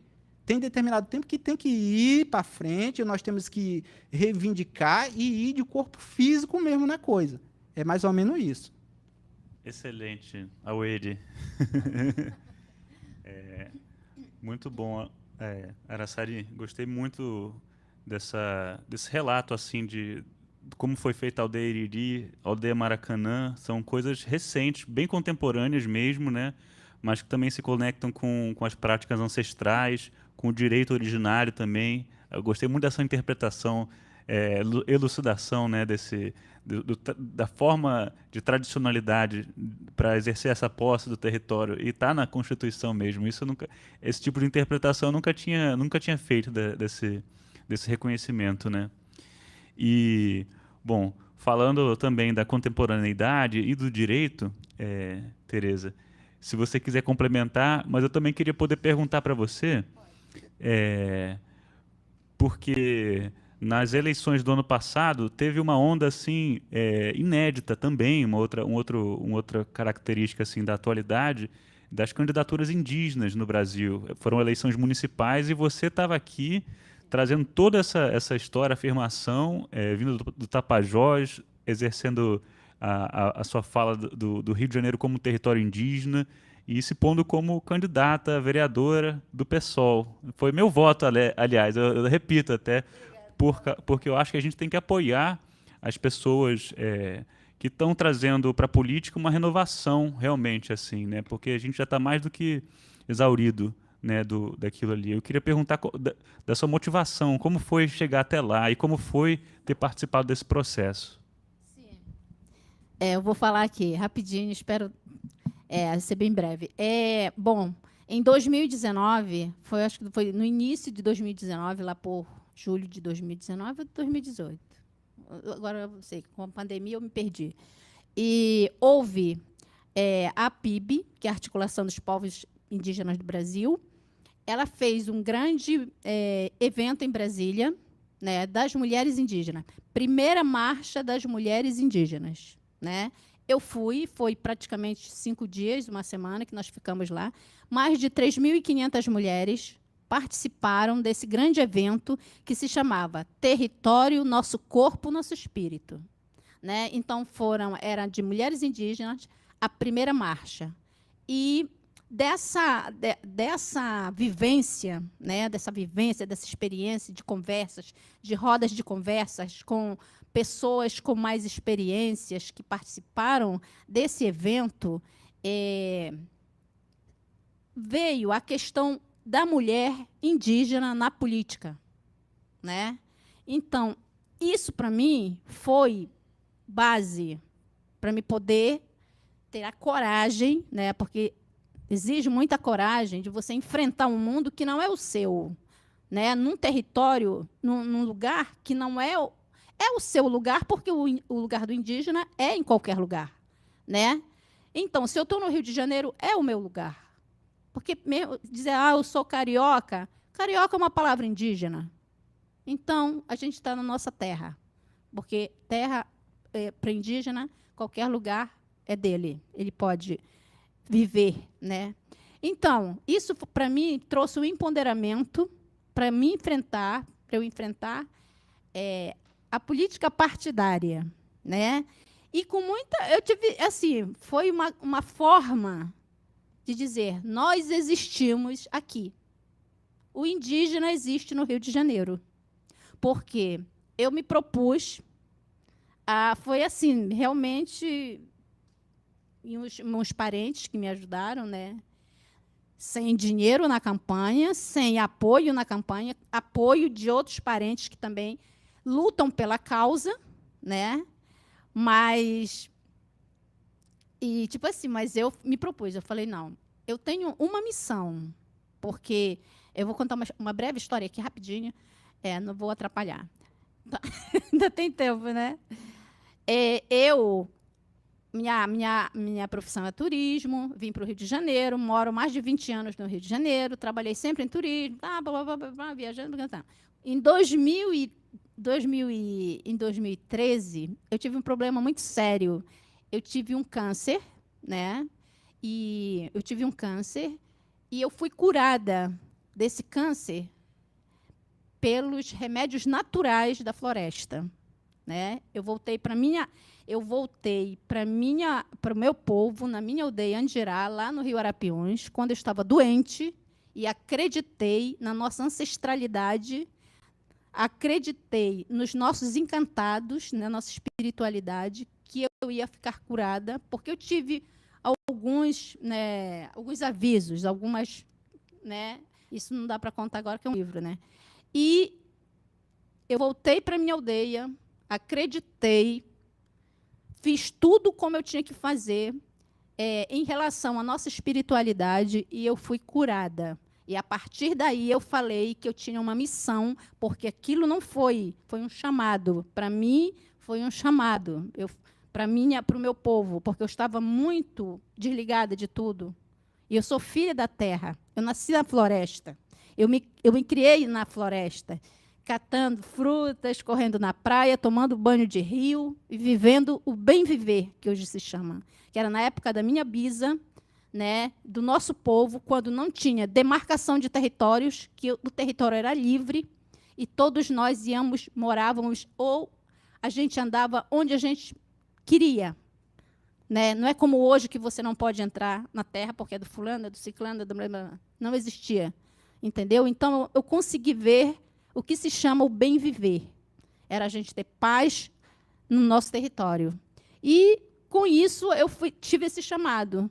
Voltei para a minha aldeia, fui curada com os remédios da natureza, lá da Amazônia, e tive uma missão também com isso, de fazer o que eu puder em defesa do meio ambiente, em defesa dos meus parentes, o que eu puder.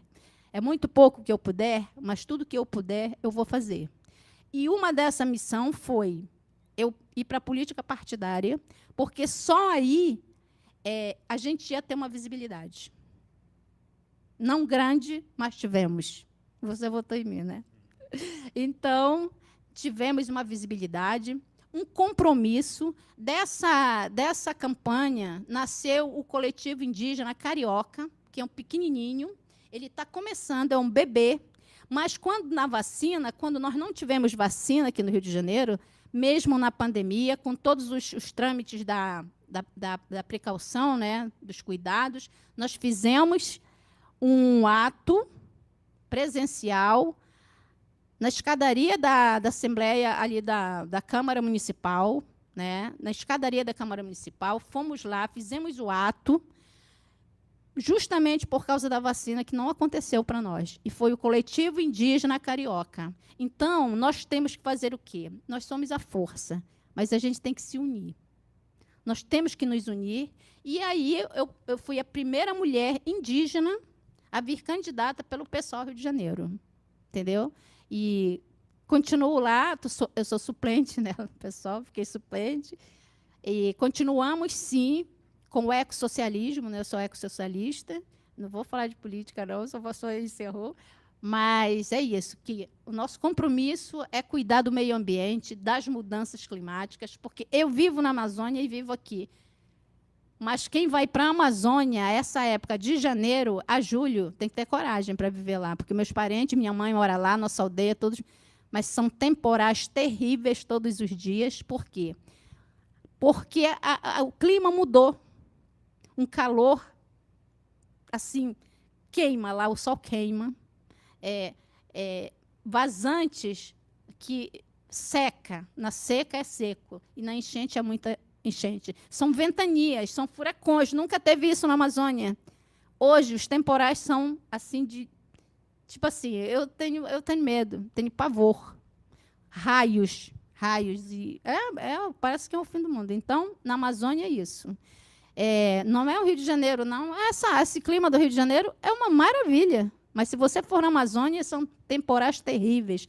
Consequência da grande destruição do meio ambiente. Entendeu? Então, é isso. E como você me perguntou, esse empoderamento eu tive quando eu participei da primeira marcha das mulheres indígenas lá em Brasília. E nós nos reunimos e fizemos rodas de conversas e fomos no Ministério da Justiça e fomos no Ministério da Educação, no Senado, lá, na Câmara dos Deputados. E fizemos reivindicações, milhares de mulheres marchando, né? Nós saímos da Funarte até lá o Palácio do Planalto, marchando, milhares de mulheres. E no último dia a gente se encontrou com a Marcha das Margaridas. Nós nos unimos a elas, que são as camponeses, as mulheres que trabalham. Foi lindo. E disso surgiu esse empoderamento das mulheres virem em 2020. Muitas mulheres indígenas se candidatando, lideranças, eu fico toda arrepiada, mas lideranças e dizendo: nós existimos e nós estamos lutando com empoderamento para evitar que o planeta se acabe. Então, é isso. E existem as associações de mulheres, né? Tem a APIB também, que é a Articulação dos Povos Indígenas do Brasil, e outras associações. Tem a nossa associação, que é o Conselho Indígena Tapajós Arapiuns, que é lá no Baixo Tapajós, que são 70 aldeias, 19 territórios a serem demarcados, olha só, 19 territórios, 70 aldeias e 13 povos, 13 etnias, né? Só no Baixo Tapajós. E minha aldeia faz parte do Conselho Indígena Tapajós Arapiuns, e também que luta pelos direitos indígenas do Baixo Tapajós, né? Então, assim como tem lá, tem em todos os estados. Tem no Xingu, tem no Acre, e a gente está aí. E as mulheres estão na frente. É uma mulherada, é verdade, corajosa. Tem que ter coragem, né? Eu enfrentei uma política no Rio de Janeiro.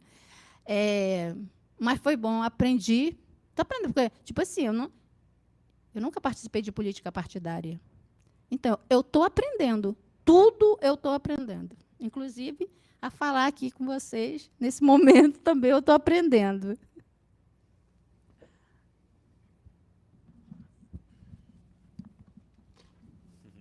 Obrigado, Tereza. Muito obrigado pelo seu depoimento, assim, né, desse ineditismo, né, das mulheres indígenas na política, né? É realmente um marco histórico mesmo. Nunca teve tantas candidaturas indígenas e de mulheres indígenas, né?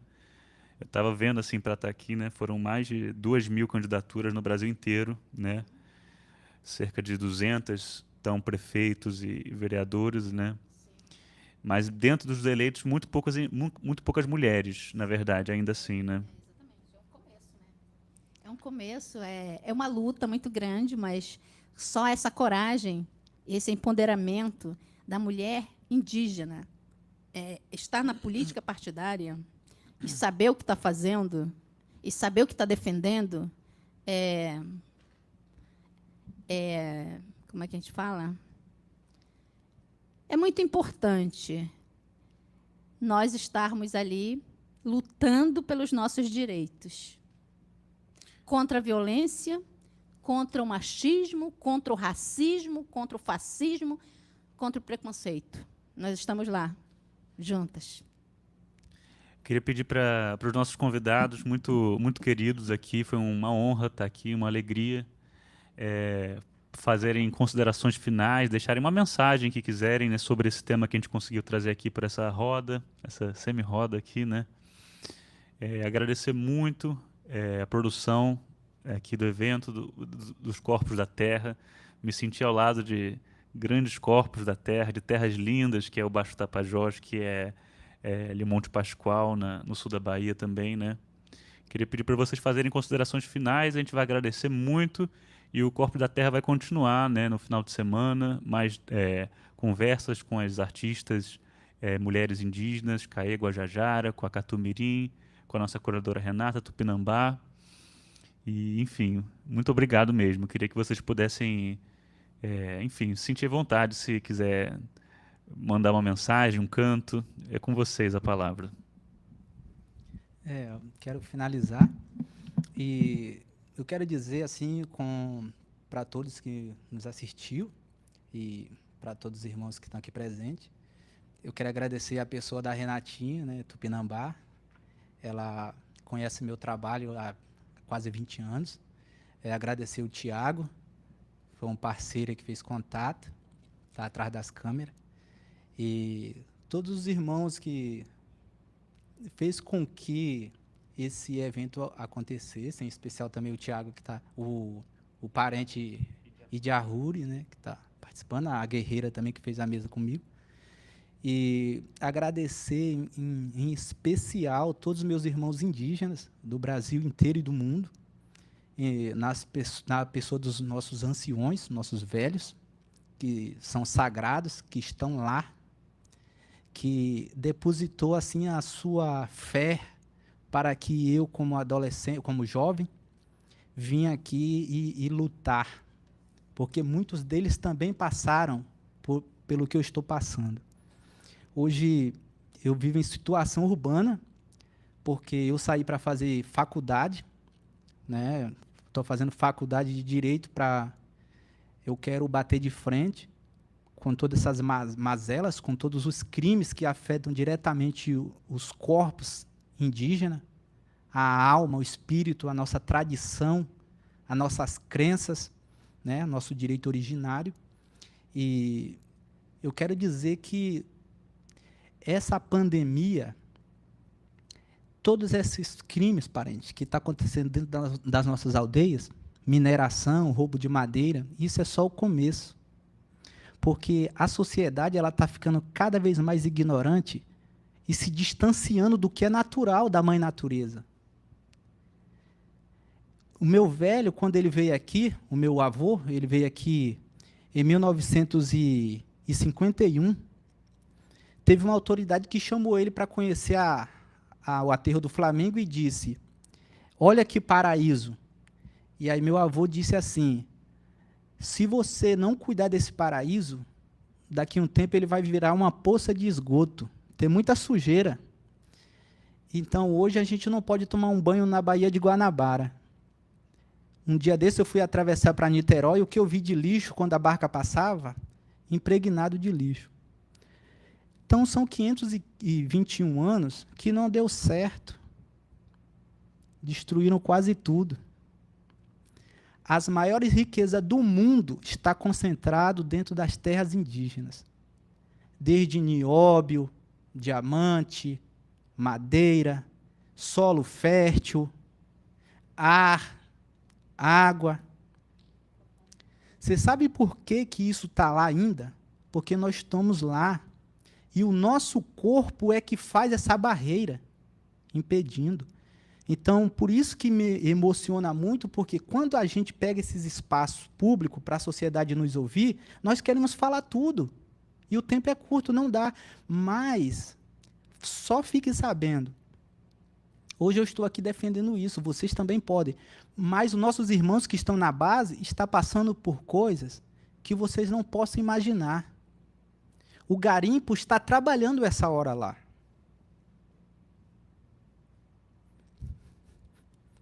Só nós que sabemos isso. Eu vivo no Parque Nacional do Monte Pascoal. Essa hora tem madeireiro lá dentro. Eu vivo aqui em Iriri. À noite, às vezes a gente está dormindo, passa gente e atira para cima. Índio invasor, sai daqui. Nós estamos com esse tipo de sociedade doente. Por isso, parente, que eu não acredito em política. Olha, hoje nós temos uma bancada indígena dentro do Congresso Nacional. Eu respeito a Wapichana, a nossa irmã guerreira. Ela lutou, venceu, ela é a primeira deputada federal indígena. Nós temos uma frente parlamentar composta por 211 deputados. Está lá ao nosso favor, defendendo a nossa luta. É pouco, mas está fazendo alguma coisa, está batendo de frente com o sistema. Só que o sistema é corrompível. Normativa número 9, que burla totalmente o artigo 231 da Constituição Federal. Cria normativa para não passar pelo crivo legal. Então, eu não acredito em política. Eu acredito em prova de conhecimentos e título. Eu sei que eu posso estar aqui falando coisas mirabolantes, porque a mudança não é lá naquele político corrupto. A mudança é dentro de cada um. Eu torço para isso. Então, eu estou em sistema urbano hoje, dentro da faculdade privada, para aprender o conhecimento. Então, só o conhecimento é que vai salvar essa humanidade. Porque o cara que ele pensa em entrar na política para defender, vou defender aqui minha ideologia. Já tem outro lá que está defendendo a ideologia dele. Nós temos a bancada da bala hoje, bancada da Bíblia, bancada da arma, bancada indígena, bancada da diferença, bancada de... Nós estamos num país defasado, miserável, com mais de 14 milhões de brasileiros desempregados. Superfaturamento, eu não entendo de política, por isso que eu não confio nela. Meu avô falou isso para mim. Não confio em política, eu não confio em político. Talvez, se esse cara estudasse e passasse num concurso público para acessar determinado cargo, por isso que eu falo que a minha ideia é mirabolante. Porque pode acontecer daqui 100 anos, eu não sei. Mas enquanto está esse partidarismo sujo, violento, parecendo guerra, nosso país não vai melhorar. Eu vou ser impedido de usar minha vestimenta, minha tradição. Eu vou ser impedido de viver na minha reserva e vai ter minerador assim. Olha, a gente tem... desculpa, eu estou invadindo o tempo. Mas eu vou falar aqui de uma questão agora da Agência Nacional de Mineração no Brasil. Só esse ano foi 1.200 pedidos de extrair minério dentro das terras indígenas. E aí foram buscando os trâmites legais. E está lá funcionando, cara. Nós temos uma política que faz acontecer para quem tem interesse. Vê se tem alguma normativa lá. Tem nossos indígenas, associações, a PIB, que está na luta, a COIAB, a ANAI, jovens estudantes, mulheres, lutando para dizer, suspenda a normativa número 9, que fere todos os princípios constitucionais, fere a democracia. Mas aí, essa podridão ela é mais forte. E aí, nossa aldeia está lá cheia de garimpeiro. Mas aí você vai falar com um cara que fala, não, aqui, ó, meu título é certo, foi fulano de tal lá do Ministério, não sei das contas, que me autorizou. Então, enquanto a gente tem essa política que só é ridículo, por isso que eu estou aqui desacreditado e acredito na nossa luta lá na base. Olha, o meu povo Pataxó, do estado do Rio de Janeiro, que está aqui, na nossa luta, nós conseguimos fazer um posto de saúde na nossa aldeia. Nós lutamos com inteligência. Nosso povo foi vacinado a segunda dose da Covid-19 na nossa aldeia. Então, tem uma forma de lutar, tem muita gente honesta porque estudou, fez concurso público e está lá estudando, lidando tem médico que sai da sua casa e vai dormir dentro de uma oca cheia de mosquito dentro da aldeia, porque ele faz o que ele ama, ele estudou para aquilo, e ele está lá. Não é aquele cara que você chega numa prefeitura, ele faz cara feia e não te atende, você fica o dia todo lá. O cara não estudou, meu amigo, não sabe nem falar o português direito. Eu acho que eu falo mais o português de uma forma correta do que determinados políticos que eu vejo no Brasil. Gente, eu vejo um cara que foi ex-garoto não sei o quê, outro foi jogador de futebol, outro foi fulano de tal. Vai votar numa lei para melhorar o índio que está lá na floresta? Vai votar numa lei para ajudar alguém? O cara só sabe fazer aquilo, só sabe jogar futebol, só sabe fazer brincadeirinhas. O cara não está lá. Eu estou aqui, eu estou sério. Eu saí da minha aldeia enfrentando pandemia para estar aqui, para passar essa missão para vocês. O Estado tem muita gente ali dentro que fez concurso público que está trabalhando direitinho. Eu fui vacinado no Rio de Janeiro. Foi vacinado a primeira e segunda dose. Meus outros irmãos também foram vacinados. Porque lá na aldeia vertical, onde a gente está morando nesse sistema de contexto urbano, tem servidores públicos com muita categoria, com muita competência, que foi lá na nossa instituição e falou assim, quem de vocês aí não tomou a vacina? Nós damos nome. Os profissionais foram na nossa casa. Porque esse tipo de gente eu acredito. Agora, em político, infelizmente, da forma que está, eu, como indígena, eu não acredito nessa forma de política separatista, partidarista, da forma que está violenta. Se você não apoia aquele partido, você é excluído, à base de porrada mesmo. Gente, onde que a gente vai chegar? Tem que ter o direito de voz, de opinião divergente. Eu até tenho medo de sair na rua e ser, talvez, morto, como o índio Galdino foi, por ser indígena. Eu tenho medo de ir lá e ser perseguido porque eu tenho opinião divergente politicamente de você. Então, onde que nós vamos parar com isso? Então, é essa política suja que está movendo o nosso país. Mas tem muita gente competente, isso aqui é o meu recado que eu deixo. Olha, a gente está lá no Iparati, quem quiser escutar nossa história de uma forma honrosa, sabe? Do jeito que é um indígena mesmo. Você chega lá, você vai comer, você vai conviver com a nossa tradição, você vai pintar o seu rosto, você vai bater o maracá, você vai conviver. Isso é o melhor modelo de vida que o mundo pode aprender. Então, o convite está feito lá na Aldeia Barra Velha, Monte Pascoal também. Vocês podem ir lá nos visitar depois da pandemia. Agora tem que esperar um pouco. Mas quando você chega lá, você vê que isso na prática é sensacional, é gostoso de você conviver lá. E lá ninguém está olhando se você é gordo, se você é magro, se você é alto, se você é careca. Lá não, você é bem-vindo. É assim que o modelo da sociedade tem que ser. Esses políticos ele tem que se espelhar com os povos indígenas. Vai passar uma semana no Xingu. Entra num barco, passa 5 dias dentro de um barco e vai ver o que nós indígenas passamos lá. Aí sim, as coisas vão começar a mudar. Tá bom, muito obrigado a todos, minha fala, e agradeço a todos mais uma vez. Auede, Tereza. Gente, olha, eu quero agradecer primeiro, né, a esse convite maravilhoso, né, que isso é dar a voz a uma mulher indígena. Eu só tenho a agradecer a Renata Tupinambá, a produtora Lúdica Produções, ao Tiago, que o Tiago lá me chamou, e também a você, teu nome é complicado, ainda não consigo falar, e a você, parente, ao aparente Araçari, com certeza, e a todos que estão nos assistindo, né, essa conversa aqui, esse debate, como o Araçari falou, é muita coisa que a gente se atropela, porque é muito pouco tempo para tanta coisa que a gente quer falar e quer mostrar, e o tempo é curto. Mas é muito importante, sim, sempre lembrarem que o indígena existe e ele precisa ter voz. Ele precisa ter voz. Então, eu quero agradecer a todos. E falar aqui, como meu parente falou da política, por eu não acreditar em político, eu sou a política. Você pode ser a política. E nós podemos mudar, fazer as mudanças com a nossa força, porque só nós, indígenas, podemos mudar o destino dos indígenas.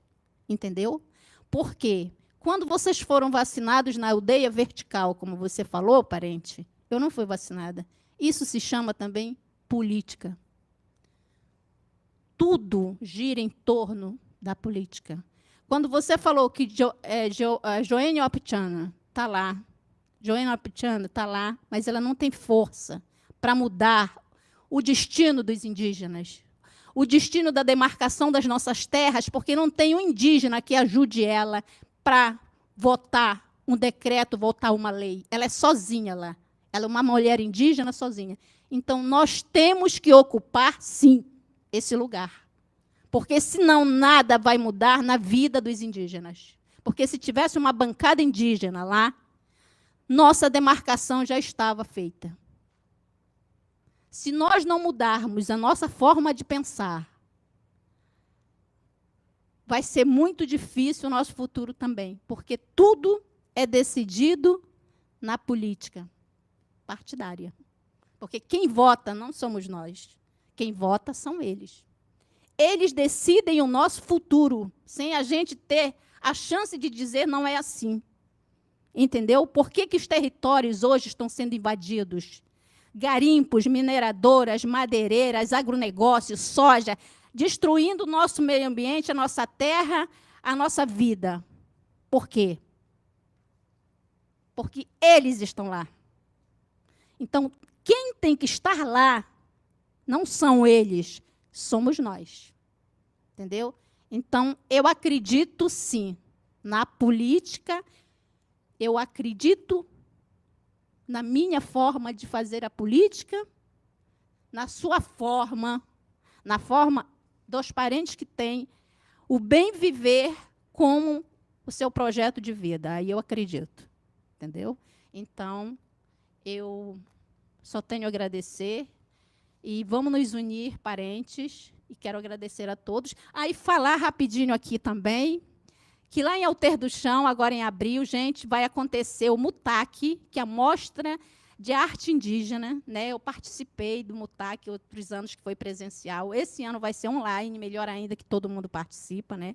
E lá são os 13 povos do Baixo Tapajós, que é um evento grande, muito lindo, muito maravilhoso. Todos trazem seus artesanatos, as suas comidas, tudo para fazer. São 3 dias ou 4 de festa, né? Esse ano vai ser online.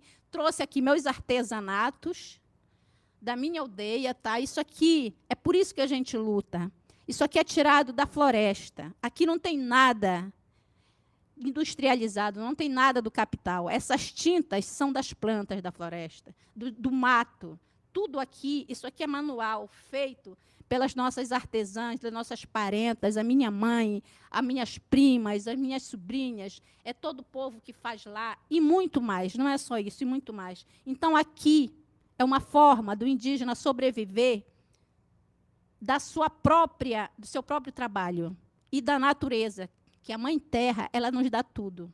Ela nos dá os frutos, ela nos dá a vida. Então, isso aqui, ó, é o nosso artesanato, e dizer que aqui não tem capital envolvido, porque é sustentável, né? Então, nós defendemos, e é isso, gente. Eu já passei também aqui, e só quero falar obrigado por este momento e de eu estar aqui.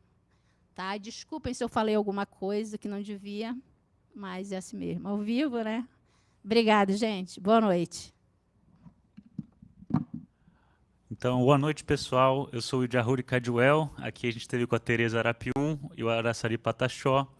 Essa foi mais uma mesa do Corpos da Terra, que segue até domingo. Amanhã tem a mesa Música Contemporânea e Etnotransmídia nas redes, com a Caê Guajajara, Catu Mirim e a Renata Tupinambá. E domingo, essas queridas artistas vão fazer um show. Amanhã uma conversa e depois um show. E sigam a programação, conectem corposdaterra.com.br. Muito boa noite. Meu Instagram, Arapium Tereza, e o Instagram Índio Arte, da meu artesanato. Obrigada, gente. Desculpa. O Araçari, produção, quer fechar um canto aqui, se puder. Vamos nessa. Microfone. Segura o microfone como abordou.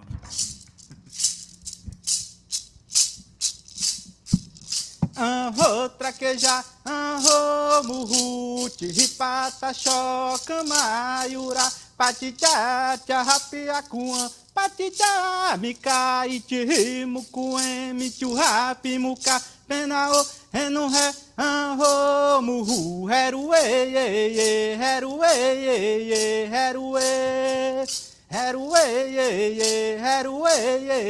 herue, anro traqueja, anro muruti, ripata choca maiura, patita rapiacuan, patita mica iti mucuem, rapi muca, penao, reno re, anro muru, herue, herue, herue, herue, herue, herue, herue,